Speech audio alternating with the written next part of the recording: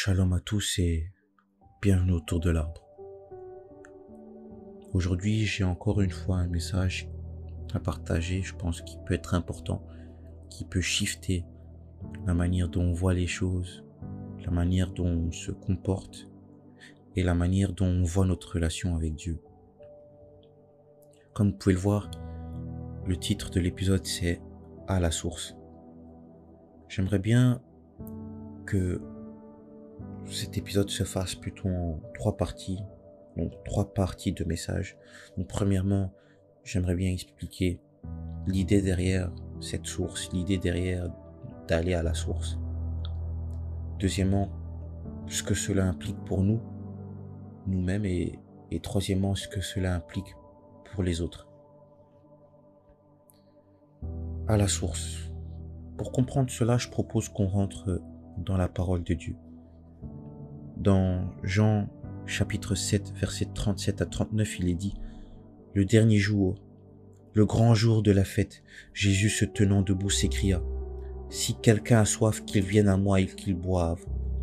Celui qui croit en moi, des fleuves d'eau vive couleront de son sein, comme dit l'Écriture. » Il dit cela de l'Esprit que devaient recevoir ceux qui croiraient en lui, car l'Esprit n'était pas encore, parce que Jésus n'avait pas encore été glorifié. Alors concrètement, qu'est-ce que ce verset nous dit? Nous dit à premier abord que si on a soif, si on a besoin d'une chose, qu'on vienne vers le Seigneur, qu'on vienne vers Jésus, et on recevra l'Esprit en fait. En effet, recevoir l'Esprit, c'est recevoir les fruits de l'Esprit, c'est recevoir les dons de l'Esprit, et c'est recevoir les fonctions qui en découlent. Mais il y a une métaphore assez importante en fait dans ce verset. Pour le comprendre, il faut le décortiquer. Donc, premièrement, dans cette allégorie, on a soif, on a besoin d'assouvir un besoin, celui de boire. Et donc, on vient vers le Seigneur. Et ça, c'est quelque chose qui a été compris dans l'Église, compris dans le corps chrétien. C'est que si on a besoin de quelque chose, on peut venir vers le Seigneur. J'ai besoin de changer, je cherche la paix, ou même j'ai besoin que le Seigneur m'aide dans certaines parties de ma vie, je peux venir à lui. Ça, on l'a tous très bien compris. Par contre, il y a quelque chose d'assez important dans la deuxième partie de ce verset. C'est l'idée que celui qui croit en Jésus, des fleuves d'eau vive couleront en son sein. Vous savez, dans la théologie, dans l'étude doctrinale, beaucoup de personnes ne sont pas d'accord. Certains disent que, ah oui, c'est Jésus qui est le fleuve d'eau vive, et d'autres penchent plutôt vers cette idée-là que moi je vais vous proposer aujourd'hui, parce que quand on lit la parole, c'est ce qu'on voit. C'est l'idée qu'en fait, quand on vient vers le Seigneur, on demande pour recevoir, mais des fois on reçoit pour pouvoir donner. Je m'explique.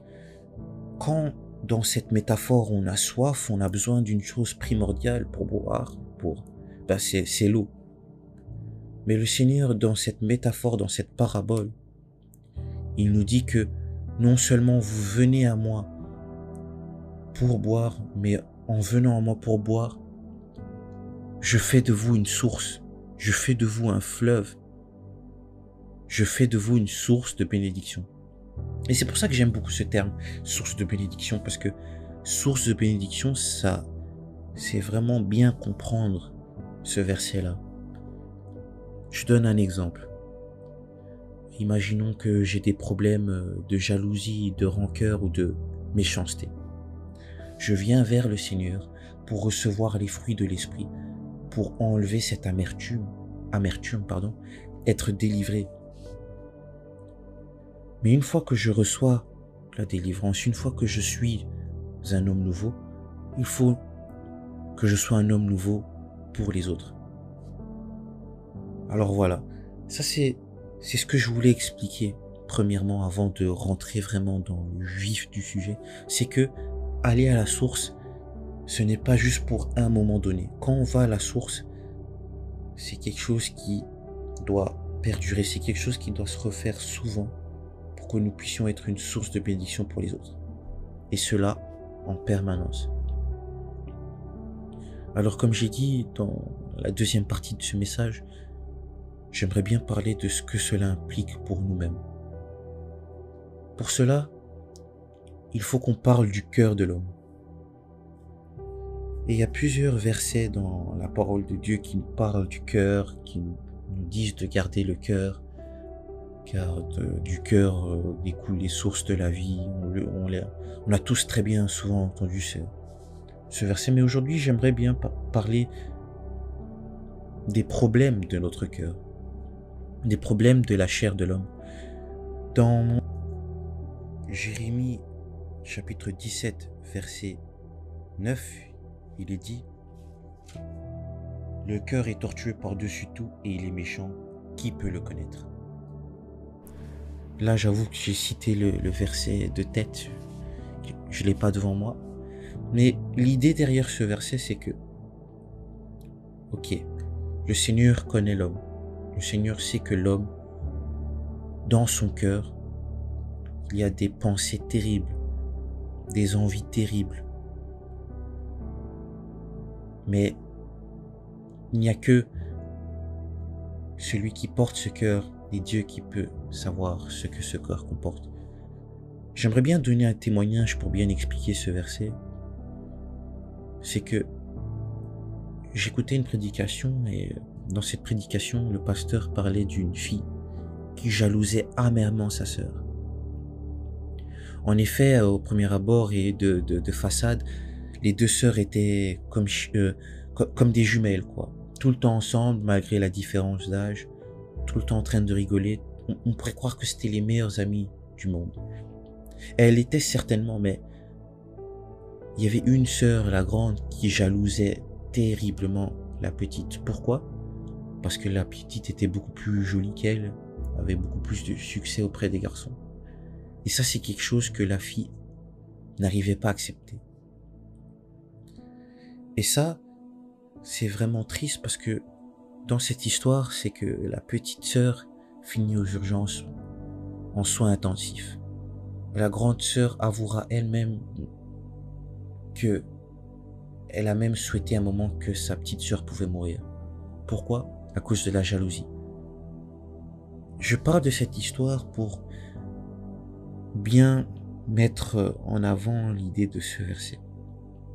C'est que qui peut connaître le cœur, en fait? C'est vraiment nous-mêmes, on sait au plus profond de nous, nos défauts, nos plus grandes rancœurs, nos plus grands désirs qui ne sont pas bonnes dans la volonté du Seigneur. On connaît nos moments de jalousie, nos moments d'envie. Et ça, c'est quelque chose qui est très difficile à accepter. C'est que nous tous, même en tant que chrétiens, on vit des moments dans notre cœur, on n'est pas bon. Et vous vous dites sûrement pourquoi il nous parle de ça, il dévie sur autre chose. Je parle de ça parce que il y a un remède à ces situations, il y a un remède à toutes ces choses, c'est d'aller à la source.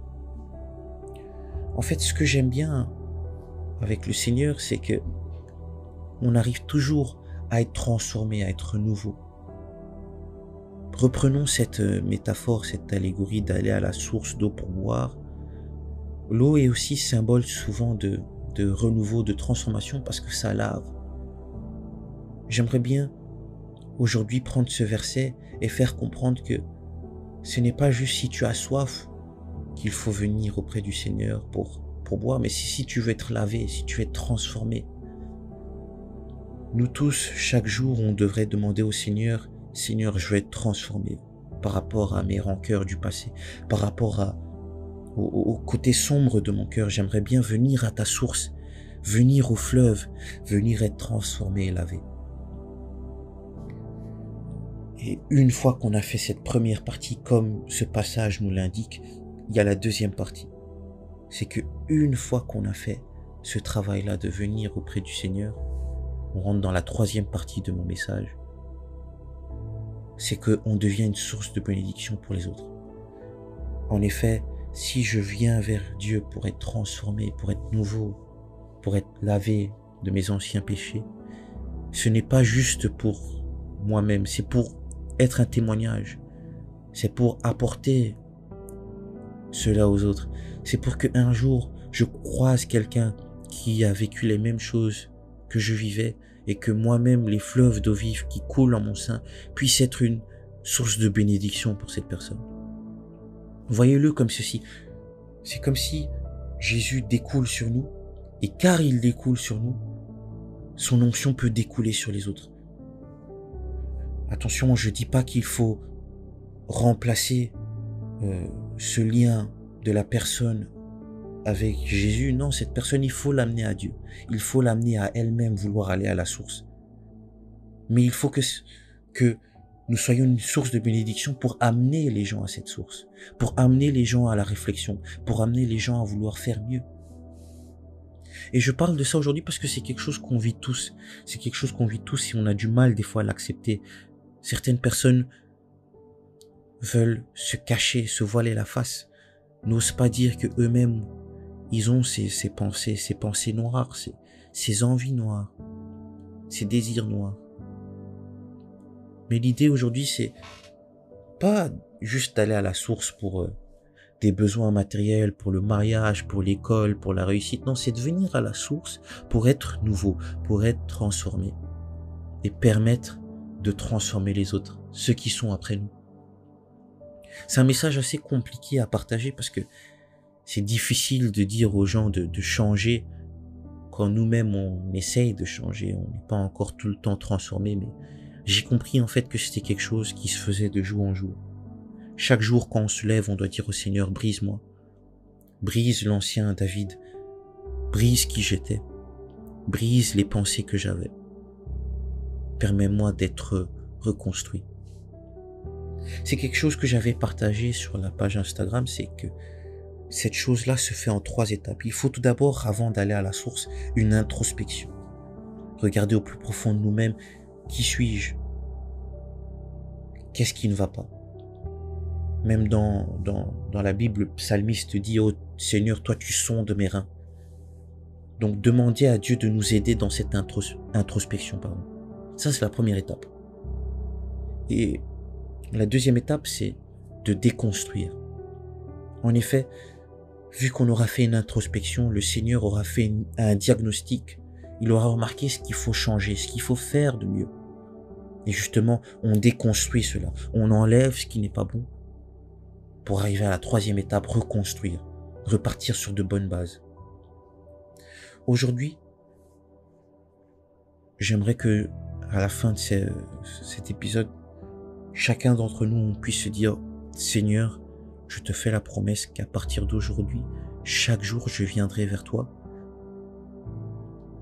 pour prendre conscience de mes erreurs, venir à la source, boire, changer cela, être lavé et permettre à ceux qui sont autour de moi de venir à la source, que je puisse être une source de bénédiction pour les autres. C'est pas quelque chose d'hyper compliqué, mais ça demande de la volonté. Ça demande de la bienveillance, ça demande de l'honnêteté. Et je pense que c'est une des choses les plus importantes avec le Seigneur, d'être honnête avec soi-même. Comme dans chaque épisode, vous avez l'habitude de l'entendre, j'aimerais faire une courte prière. Seigneur, aujourd'hui, nous venons à toi pour boire. Mais non seulement boire, nous laver, pour comprendre, déceler ce qu'il faut changer en nous-mêmes, pour ne plus être comme hier, et ne plus être comme aujourd'hui, mais rêver d'un demain meilleur, chaque jour. Comprendre que nous ne devons pas être laxistes, que ce n'est pas seulement parce que tu es dans notre bateau que nous pouvons avancer chaque jour comme nous sommes, de chercher cette transformation, d'avoir soif de toi, d'avoir soif de cette connaissance, d'avoir soif de cette amélioration quotidiennement. Fais-nous grâce de le vivre, fais-nous grâce d'être transformés, fais-nous grâce d'être nouveaux chaque jour. Car en effet, on dit souvent que nous sommes nés de nouveau en Christ. Mais je pense que chaque jour, nous sommes nés de nouveau en Christ. Parce que chaque jour, nous apprenons à tes pieds. Chaque jour, nous venons boire à tes pieds. Et permette aussi que lorsque nous sommes venus à toi pour boire, pour être transformés, nous puissions aider les autres autour de nous à être transformés. Que nous puissions être réellement une source de bénédiction. Permets-le, s'il te plaît, Seigneur, permets-le. C'est en ton nom que nous avons prié, Jésus, pardon. Et nous disions Amen. Alors, comme dans chaque épisode, j'aimerais vous dire merci parce que je reçois des retours, je reçois des messages positifs. C'est vraiment que le Seigneur œuvre et est là avec nous.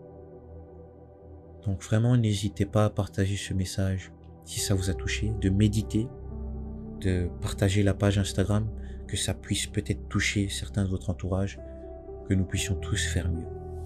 Et je vous dis à très bientôt autour de l'arbre. Soyez bénis.